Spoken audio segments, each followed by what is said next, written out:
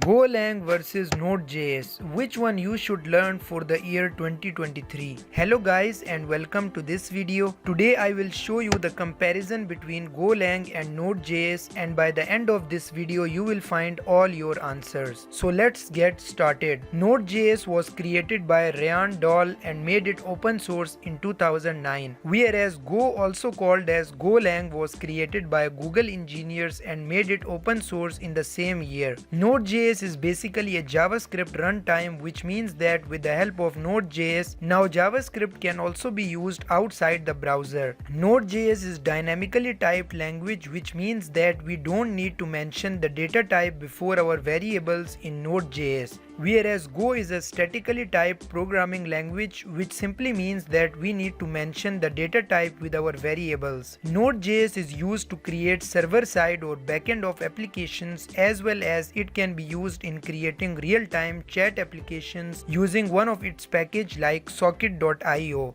But it is not that much good for system and memory related job. On the other hand, Go is a versatile and multi-purpose programming language which can be used in backend of applications. It can perform good at system related job. Go is also very famous for writing cloud related applications. The performance and blazingly fast speed makes Go the next powerful language that could also beat Node.js in the future. Now let's see which one you should learn, Golang or Node.js. So if you know JavaScript and already familiar with asynchronous, promises and ES6 concepts, then you should go with Node.js. Otherwise, if you are new to programming, then I highly recommend that you should learn Golang, and even if you know JavaScript, you can either need to switch into Golang, if not now but in the future. Because Golang is the emerging technology, it has easy to use syntax, therefore new developers can learn it very easily. If you use Go, then your code becomes highly maintainable and very well organized. Since Go is a statically typed language, the chances of error also reduces.